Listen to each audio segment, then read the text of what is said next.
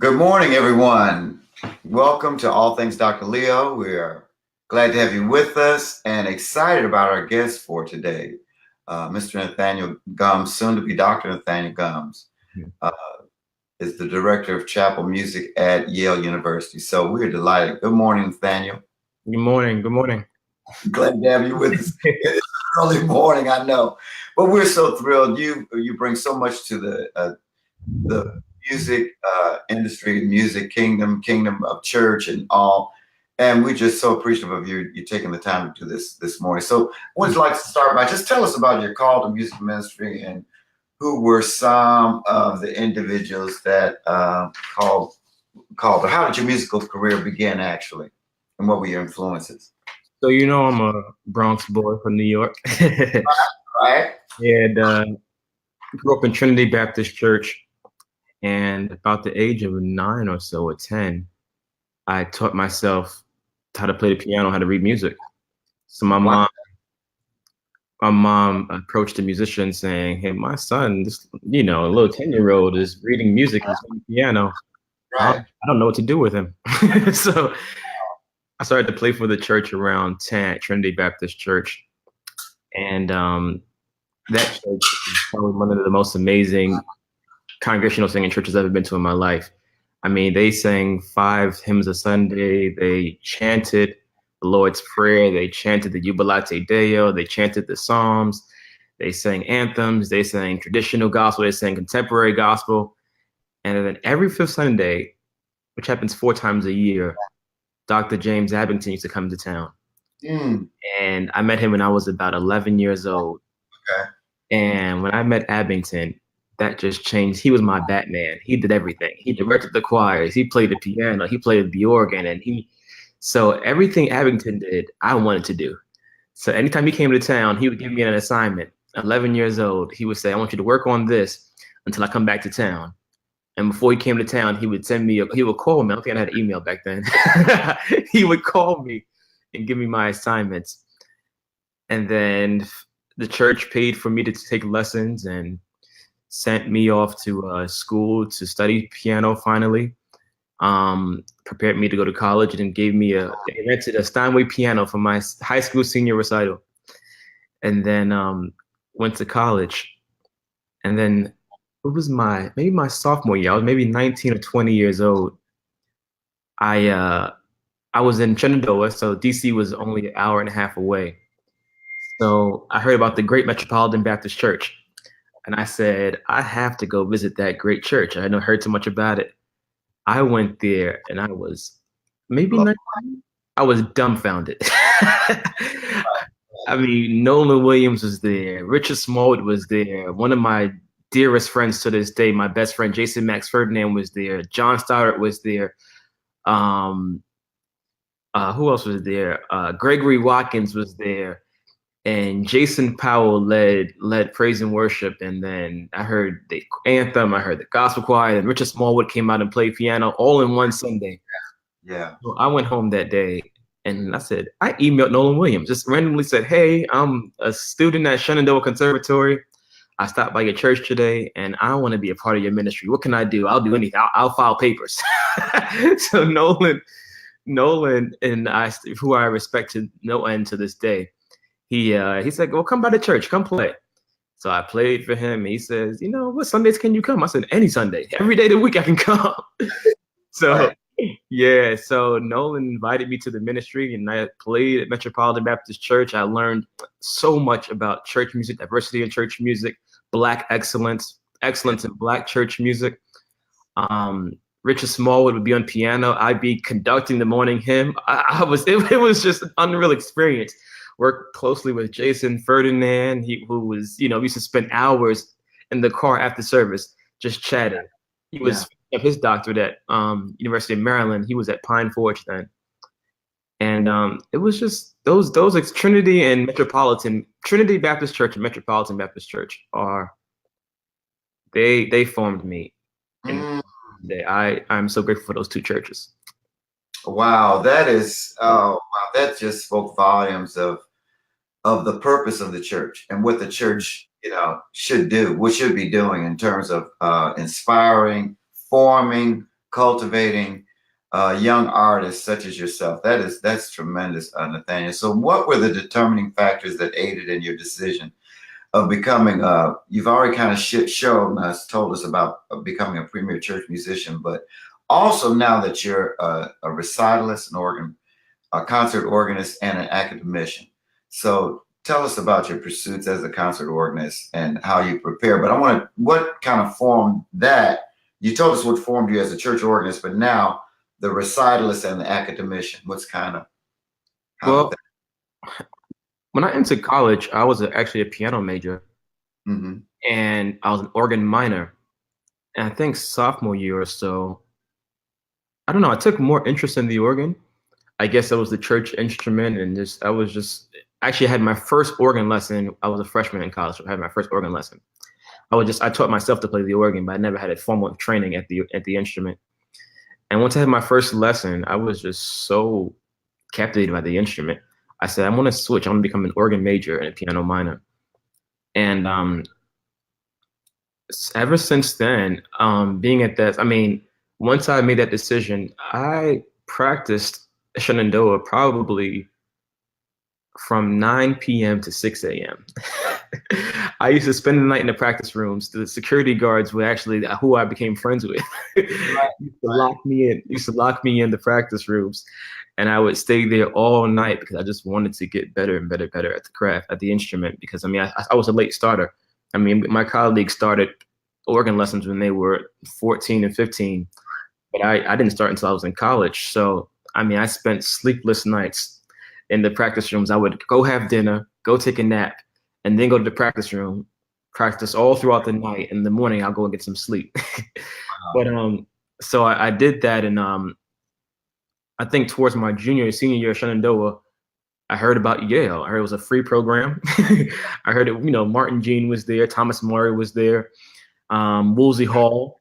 So I applied to Yale. I mean, I said I probably won't get in because I mean, I don't have that much training in Oregon. I just, started late, but I got into Yale, and then years later we'll discuss probably about my friendship experience, and then pursued my doctorate at Eastman with David Higgs, and that teacher, he changed my life. David Higgs is probably one of the best pedagogues in this nation, or in this world. I mean, my confidence in playing, my understanding of how to play, understanding of literature, understanding of Baroque articulation, understanding of Baroque performance practice. I've never played Bach in public. I used to play Bach in the practice rooms. I used to play Bach to myself, but I never even understood Bach. I just saw just a bunch of 16th notes. But David Higgs actually taught me how to understand Bach and see the music behind all of those notes. I actually studied Quant's flute treatise on Baroque practice, on flute Baroque practice, and understanding how that practice translates to the fingers and understanding Bach and playing the organ. So, I mean, that was just a life-changing experience working with David Higgs. Wow, that's interesting. So it all comes together to formulate the musician that you are. So you mentioned in there, Nathaniel, about friendship after Yale. You were at Friendship Baptist in Charlotte, which you began studies at Eastman.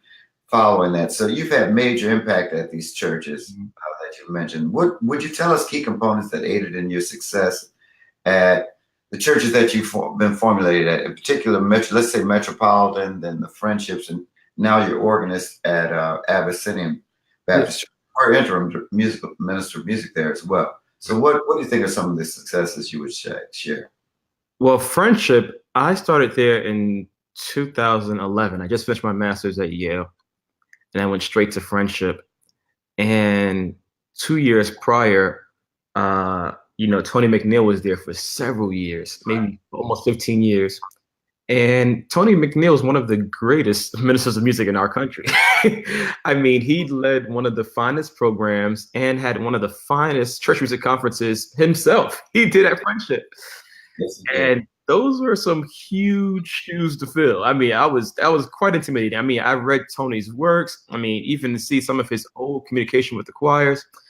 But when I got there, though, Tony had been gone for 2 years. There was a guy there as the minister of music. It didn't work out. So he didn't last very long. So at that point, I became the interim director of music because I was the only one there. It was just me. It was just me, a drummer, and a bass player.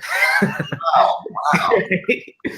And then that I think that happened maybe, gosh, in December when he left. The guy left. I was there in maybe January through the summer, through maybe June. And then I called Jason Ferdinand, one of my best friends. I said, dude, you have all that talent at Oakwood. I said, somebody had to have graduated, or you have a student who you can send a friendship to help me out over here. I said, I'm here by myself, and we need, we need to improve or strengthen our staff. So he says, I know a guy who might be perfect there. Let me call him. He called Frank McGinnis. And Frank McGinnis, who is my brother. I mean, that's my brother from another mother till this day. We talk all day long. Yeah. Frank came to the church, he auditioned, and we were all blown away. I mean, I think we asked Frank to come maybe the first Sunday in August. We asked, can he move the second Sunday in August? Frank. And then we hired Matt Kelly, who was John P. Key's organist. We hired Ernest Priester, an amazing bass player there. So, I mean, friendship, if Tony's leaving in 2009, 2011 was kind of like a dark time at Friendship's music ministry because it was just a big loss. Yeah. It was, I said, they found the wrong fit. I mean, it was just a lot of up and down and turmoil at the church. So I think my coming there and adding to the staff, and now Frank McGinnis is the minister of music there now. And I mean, you see the clips. Frank's choir is bigger than some church congregation on Sunday morning. So yeah. I think I made a difference there.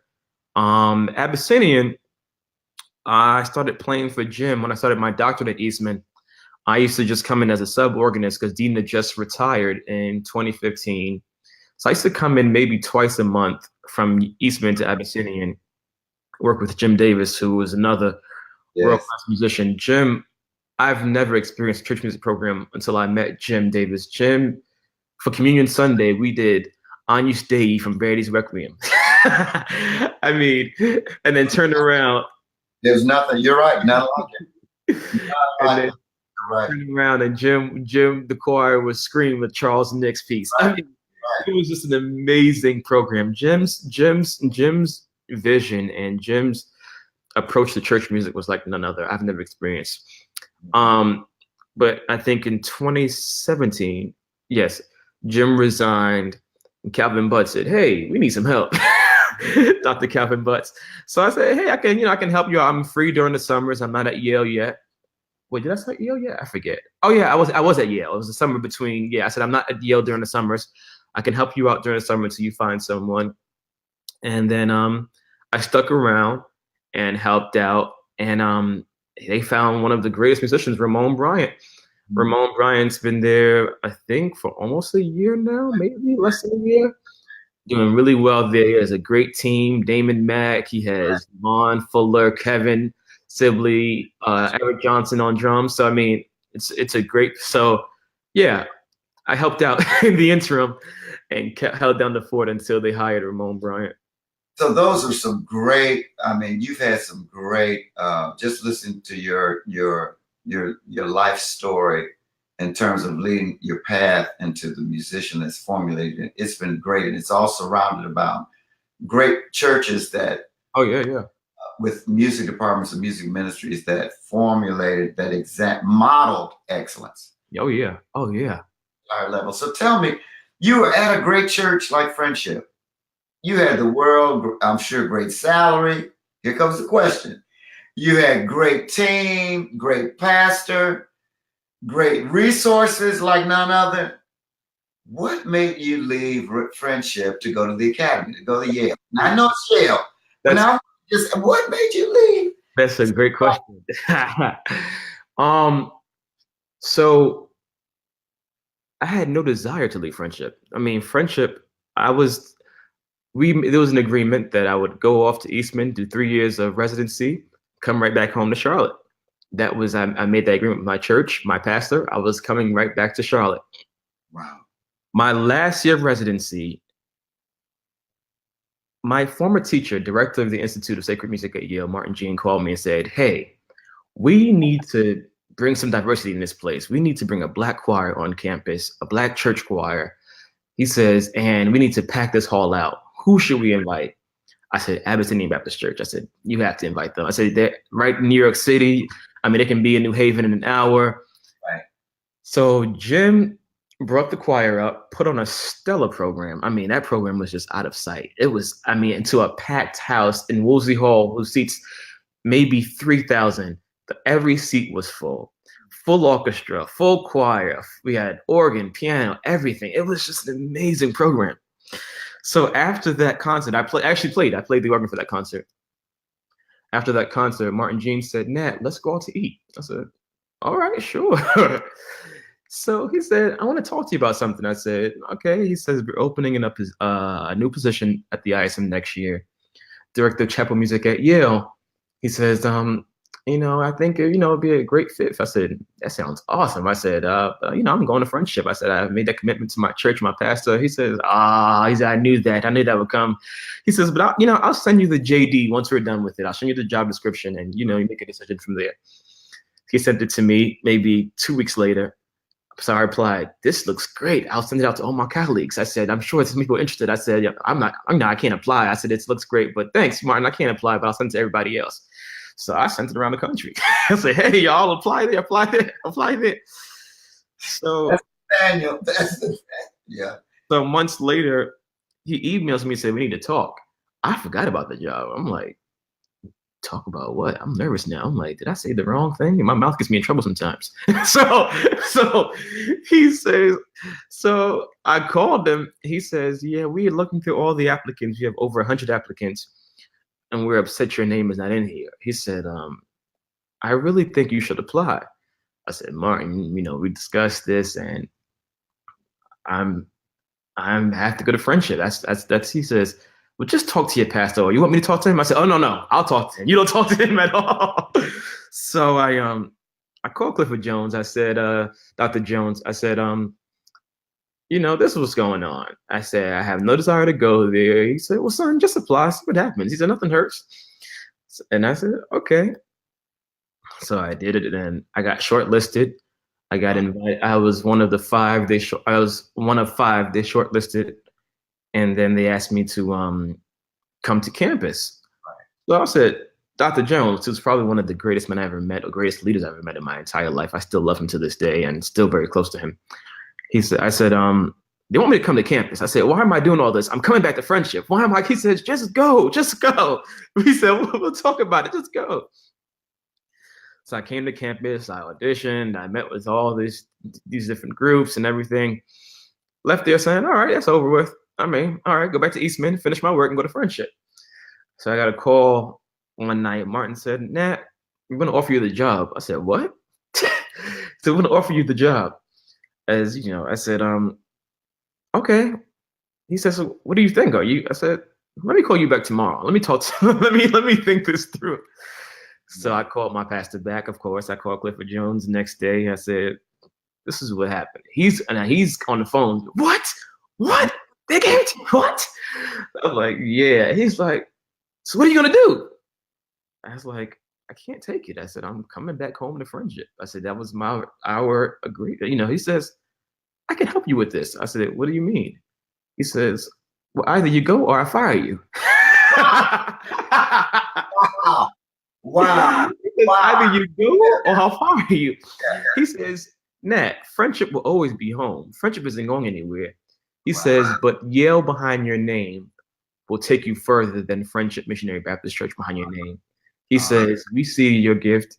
We nurture your gift. We love you. You are ours." He says, "But God has a greater calling on your life that he said, I'll be selfish to hold you back from this opportunity." So he was the reason why Clifford Jones is the main reason as to why I'm here today. That says volumes. Oh my God. I mean, that he released you fully. Oh yeah. He's That, There's no leader like, I haven't met since my pastor when I was a kid, Nathaniel Lloyd. I've never met a pastor, a leader, a man of such integrity like Clifford Jones. I love that man to death. I mean, to this day, I can call him any time of the day. Just talk to him. I mean, for advice or I need to come home. Come on home then. I need a meal. I mean, anything. He's just, yeah, I think the world of him. And I'm so grateful for him. That says a lot. And that says a lot about your spirit, what you've given. And that's sure about every church that you've been to. I'm Oh, sure yeah.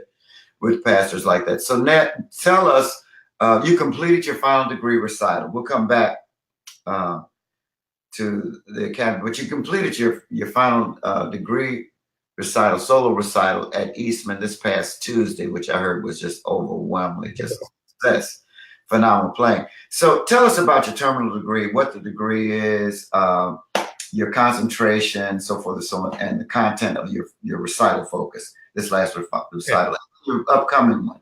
Right. So at Eastman, I'm pursuing the Doctor of Musical Arts in Performance and Literature. So the degree requires 60 hours of coursework, which is a lot of coursework, 2 solo recitals, a lecture recital, comprehensive and oral examinations.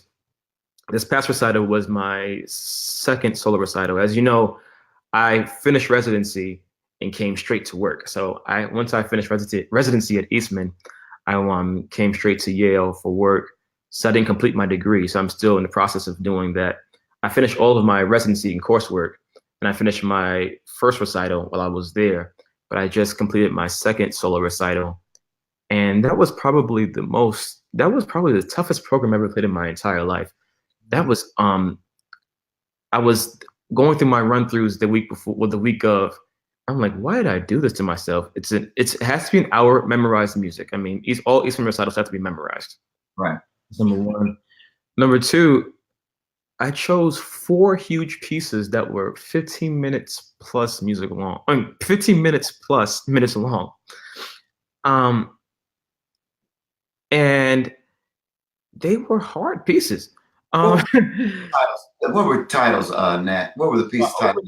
Was Mendelssohn's First Sonata in F minor, which is about 15 plus minutes. I then played William Tell's Overture.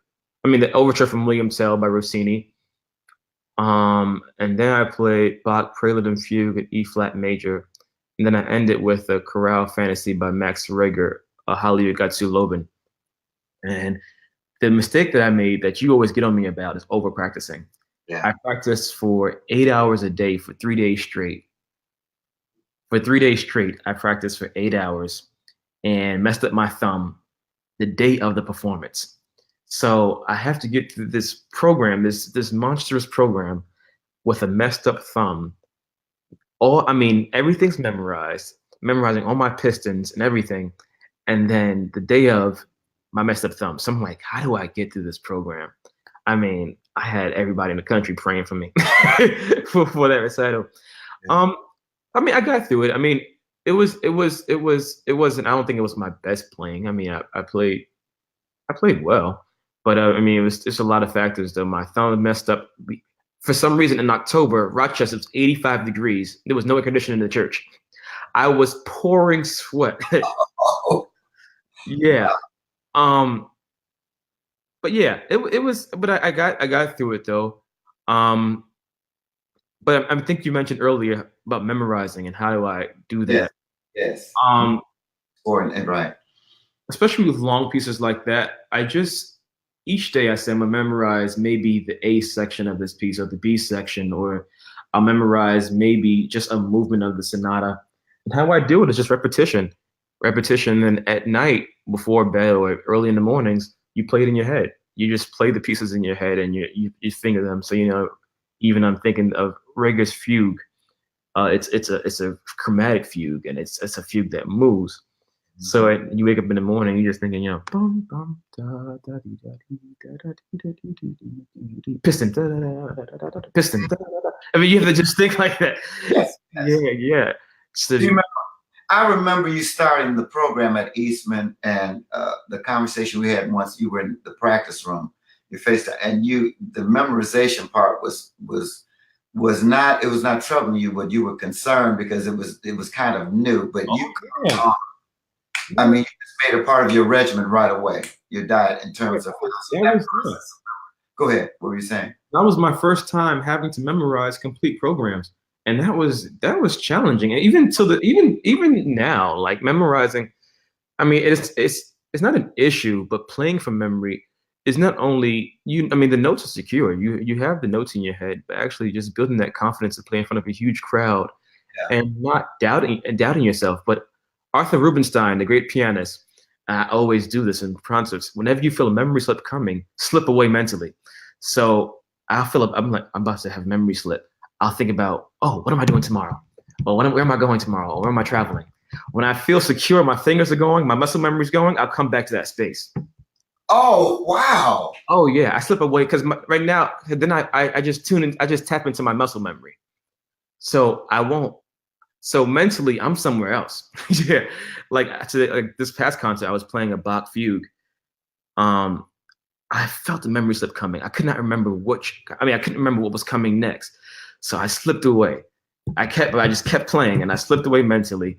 Once I got to a place where I knew very well, then I came back. Yeah, yeah. Wow. Oh yeah. Great. Arthur, yeah. It's scary. That's kind of scary, slipping Oh away. yeah, yeah. But it's why? Because the memory is that, I mean, it's going to continue Oh yeah, on. the muscle memory is there. The muscle memory is there. I mean, Gosh, that is great. yeah. Arthur Rubinstein said sometimes if he feels it coming, he goes sits on the beach. He goes have a seat on the beach, and then he comes back. Yeah, yeah. As long as that muscle memory is not on the beach, right? Oh yeah, yeah, yeah. That's And great. yeah, So August 1st, Nathaniel, August 1st, 2017, you were accepted, began your appointment as the director of chapel music at Yale University, which we just congratulate. We applaud you and being African American, representing us and just doing a stellar job. Please share what this role encompasses at Yale. So I oversee 3 chapels on campus. There's Divinity School Chapel that meets every day for a half hour in the morning. Um, the Episcopal Chapel at the university, they meet every Wednesday evening at 6 p.m. And then there's a university church at Yale that meet. It's a university church they meet every Sunday morning. So, but I don't play or conduct though. All the chapels are fully staffed by graduate students who are the choral conductors and the organists. So my job is to really do the hiring, the firing, the overseeing, the planning of the liturgy, the planning of the services. I plan the music with the students and pretty much mentor students in that church music track while they're at the ISM. And I mean, Yale is just these students are just scary talented. I mean, it's brainiacs. So, I mean, it's a fun experience. I mean, they read anything. They can play anything. They can. So it's actually a challenge for me. So it's like I have to find ways to actually challenge them. That's not that wouldn't or ways to expand what they already know. And then also in some off semester or some semesters I may teach a congregational song course or hymnology course. But the primary job is to oversee those 3 music programs on campus. Okay. So tell us about how have you changed the trajectory of the daily Yale Chapel worship service that you do? Because this service convenes every day, correct? Yeah. So what do you say, and how much of what you're implementing can we utilize within our current church setting? So tell us about has much changed since you've been there? I know it's not been a long time, but I saw a clip of Cyrus Chestnut that was just phenomenal. Now, I don't know if you're doing stuff like that, but that for me that said wow, that was a wow moment. So go ahead. Yeah. So when I was a chapel organist as a student, I was a chapel organist at the Div School Chapel, and I was always amazed by the repertoire. I mean, they have an extensive repertoire in that chapel that I mean, they pull from every hymnal in the country. Wow. Yeah. Wow. And not only that, they sing spirituals in service more than we've ever sang in our black church. I'm like, oh, I don't know these. So I was always fascinated by that. And so coming on as a staff person now, and not just being a student, I actually have access to this library.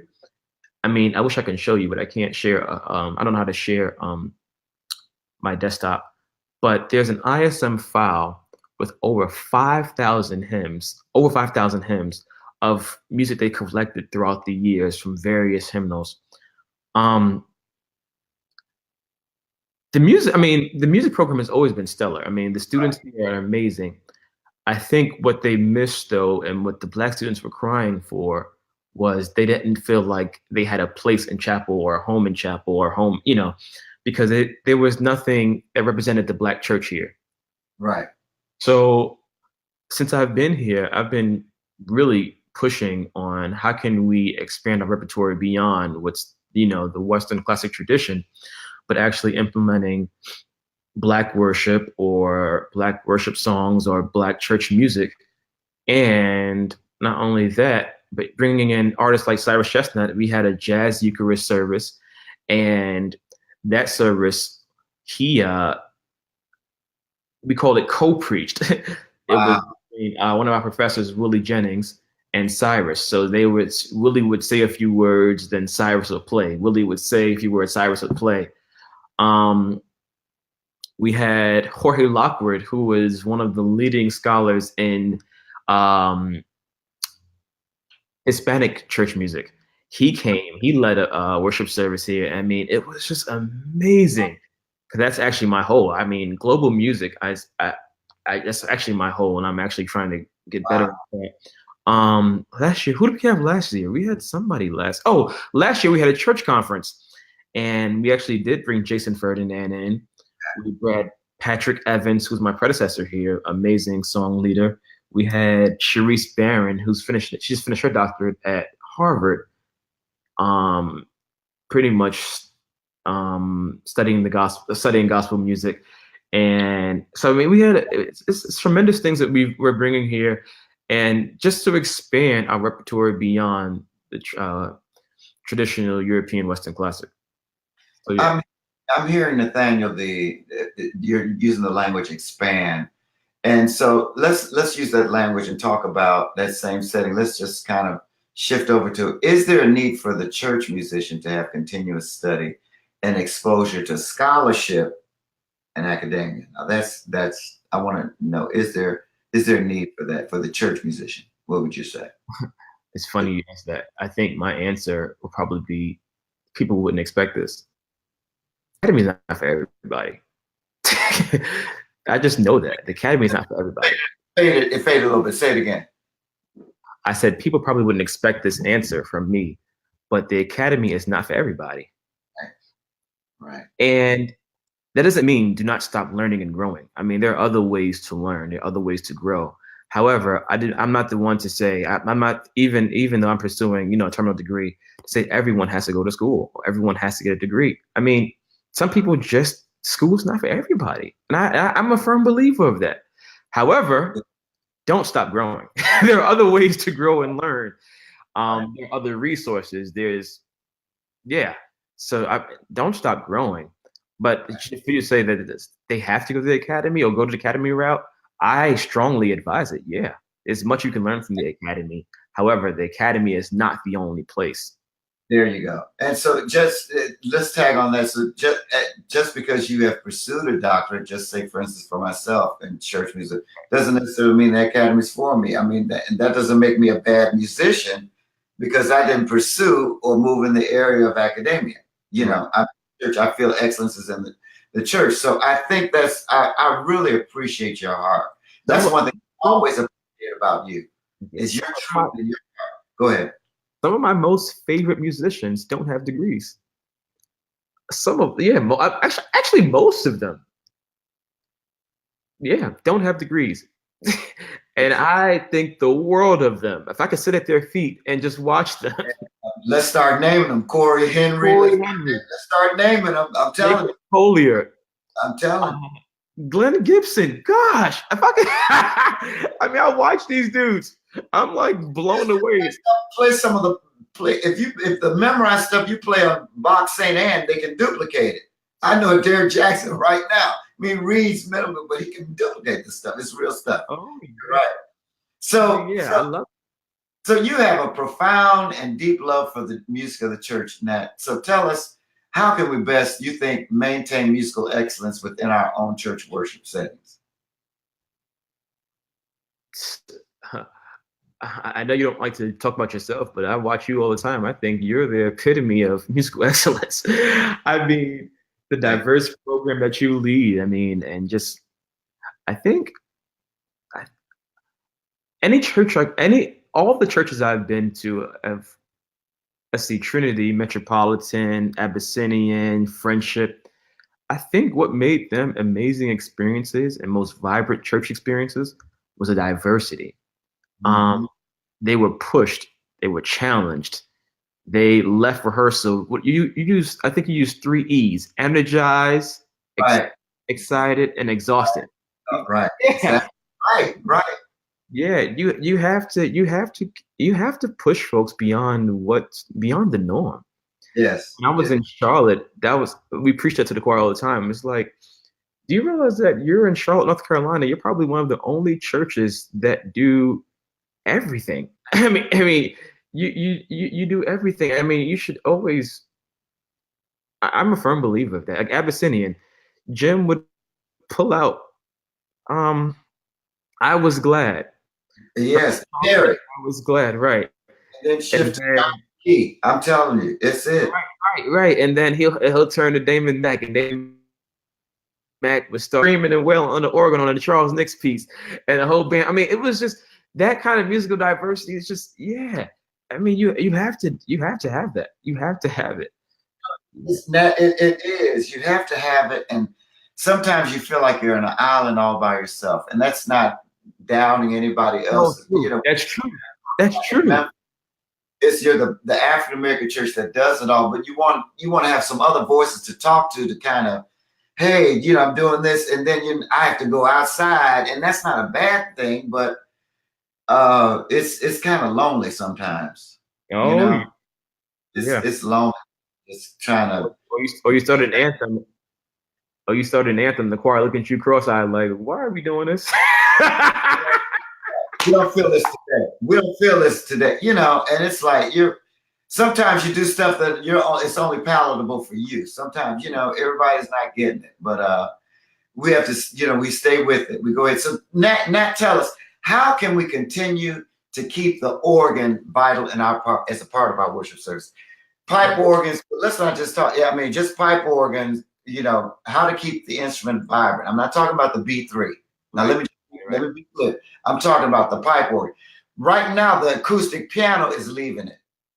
I mean, we have a 9-foot Yamaha at the Boulevard that's played, but mainly these churches now are going to, you know, keyboards, electric keyboards, the Kronos, the Motif, all of that, and that's it. They're not studying Hammond organ. Let's talk about how can we keep that and hymnody. You know, how are we keeping hymnody alive? Go ahead. The organ is a dying instrument, and I mean, I chose the profession of a dying instrument. But ways to keep it alive. One of my, I think probably 2 of my greatest influences in church music and service playing is Patrick Austin in Baltimore, James Abington. Every time I hear them play, I almost want to cry. It's just the creativity. You're right. The approach, the understanding of the instrument, and how to keep it alive. Hymns are filled with amazing, great theology. Read through the text. The text, if you read the text and play the text, the hymn, I mean, you'll get so inspired. And I mean, change registrations, change colors. Don't do the same thing every Sunday. Keep introductions exciting, keep the interludes exciting, make people like, whoa, what's happening? I mean, that's Right. one thing about Jimmy Abington. Every time that man sits at the organ, I'm just this past summer I was with him in Hartford in Detroit. The tune was Hyferdal. You know, Mm, bum bum bum bum bum bum bum bum bum. I said, what is he gonna do with this? I'm telling you, by the time that man was on that last stanza, I literally was crying. The mm. creativity that he had. I mean, I'm like, how did you even think about that? And of course, everyone knows now that Jimmy Abington's life is geared towards scholarship. So he's on the road left and right at conferences, speaking, writing. He does not practice. He doesn't have time to practice. However, service playing is so ingrained in him and in his bone. If whenever he plays a service, it's just breathtaking. Patrick Austin, Yeah. that dude.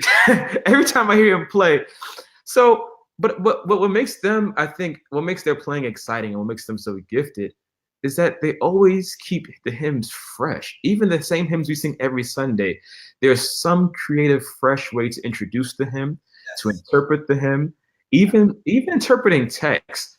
I'm thinking of the church's one foundation. I think the third verse is mid toil, trial, and tribulation. Right. Why not go to a minor mode? It's Yeah. toil, Mm. trial, tribulation. Go to the relative minor. So if it's an E flat major, play in C minor. And play that whole verse in C minor. Keep a dark sound, and then that last verse, play the interlude and make it triumphant, or modulate back to the relative major, E flat. There's so many things you can do with hymns just to make the text come alive. Another hymn that has lots of imagery in it is How Firm a Foundation, Mm. through deep waters, through fire, through it's so much going on. I mean, there's so many possibilities on ways, but I mean, I know some organists who keep their organs set 1 through 7 set. This is our service playing piston, for years, play that same registration. I mean, that's dreadful. I don't, Yeah. as an organist, I'll get bored and tired. I don't want to hear either. So Right. just keeping the creative juices flowing, keep listening, keep expanding.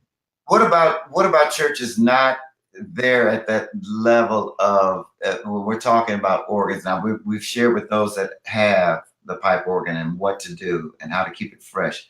So those persons, say for instance, that they just have the Hammond. There's much that you still can be creative with that. Even you want to share a little bit with that, and if it's just piano and organ, is there something you It's funny you put me on the spot like that because with the B3, I love it for Yeah. music, jazz, Yeah. traditional music, traditional or classical. I, I don't I don't play traditional hymns or classical music on the B3. I mean it's just a personal taste. I mean I've heard it done. Right. Right. I'll go to the piano in a second. But you said how to keep it creative. Honestly, I can't even answer that for the B3. Gotcha. Gotcha. Yeah. Piano Well, again. we do know the B3 kind of models somewhat try to models the with the pistons and They tried to, but they failed. They tried, yeah. they fail.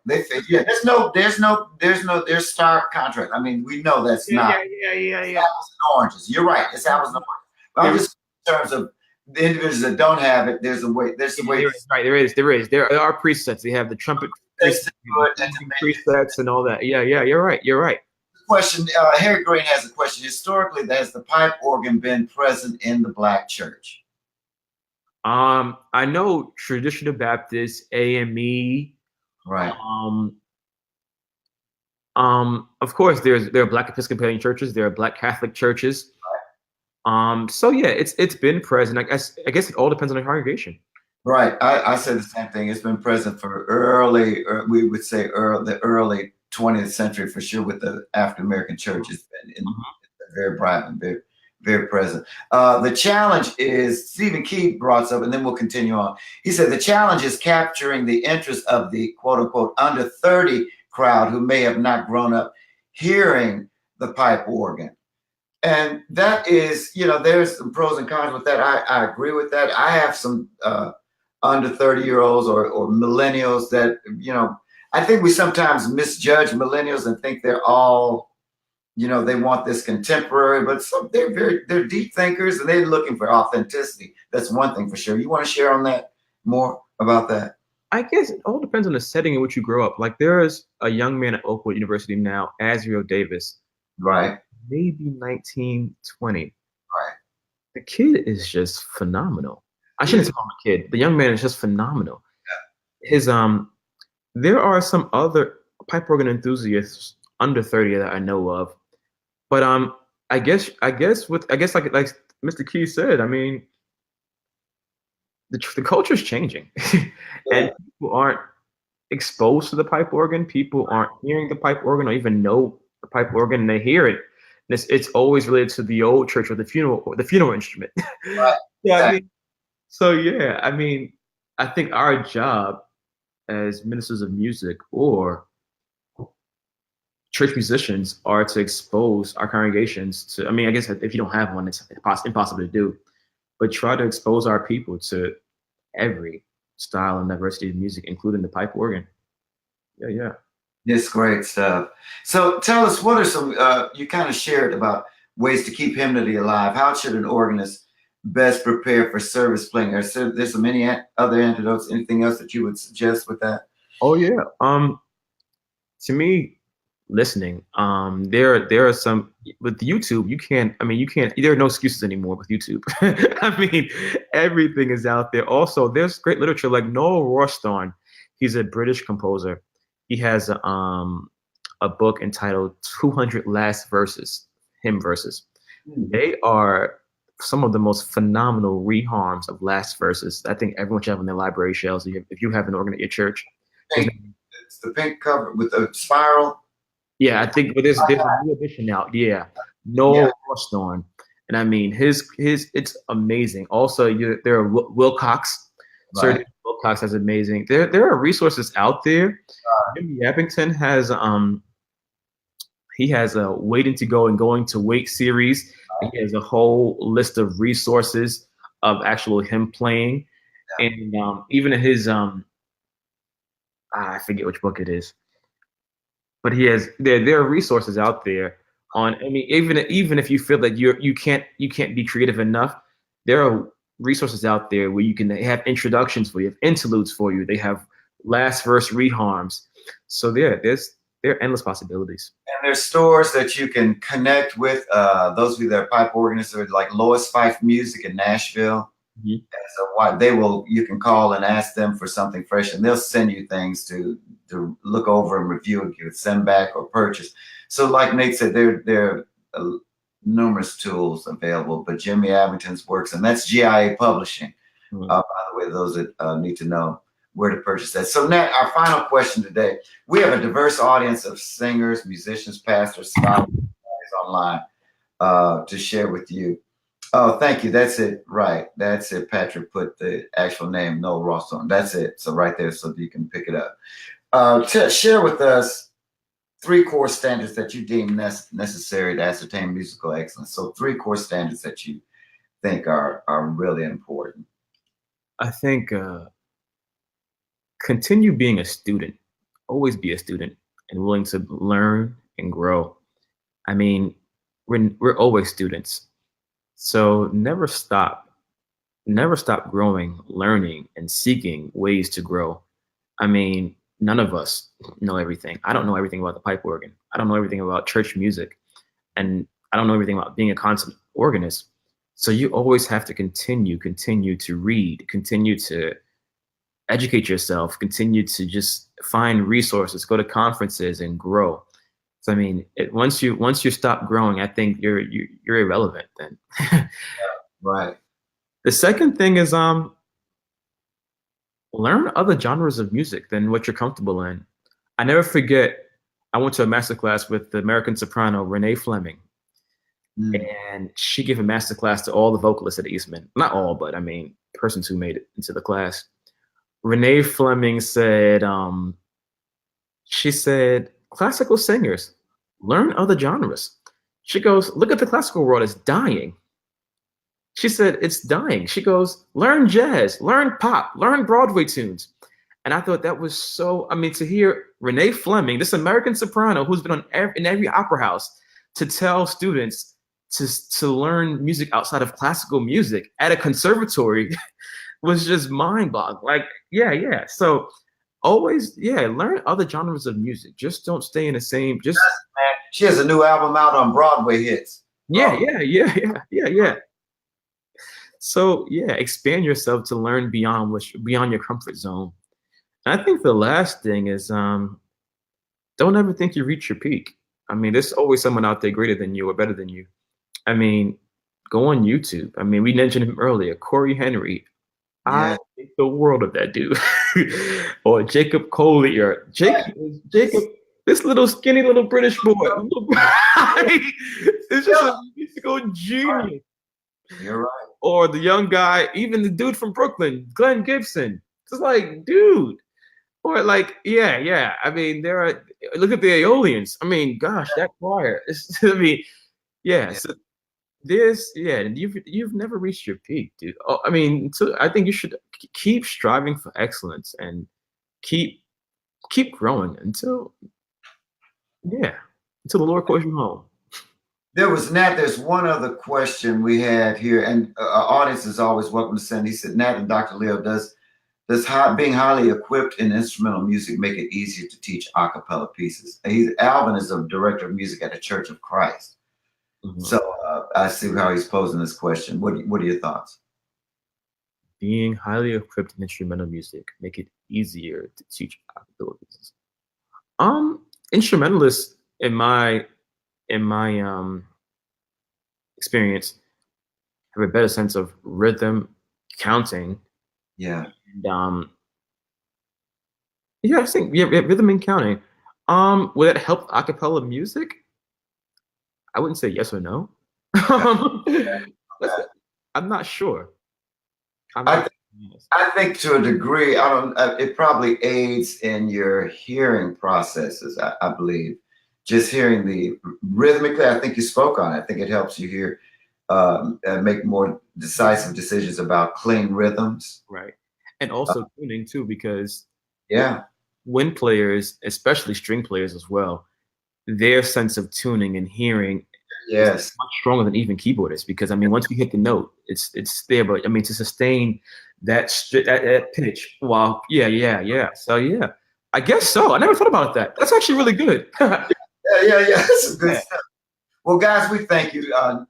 Nat, thank you so much for your time. This has just been priceless. Our audience, know that my videos are left on, and you can go back and review. Eventually, I'll create a YouTube channel, and you'll be able to go back and review as needed. Just a couple of announcements. Our Boulevard Christmas concert tickets are selling fast. You've been really great in your support and your inquiries.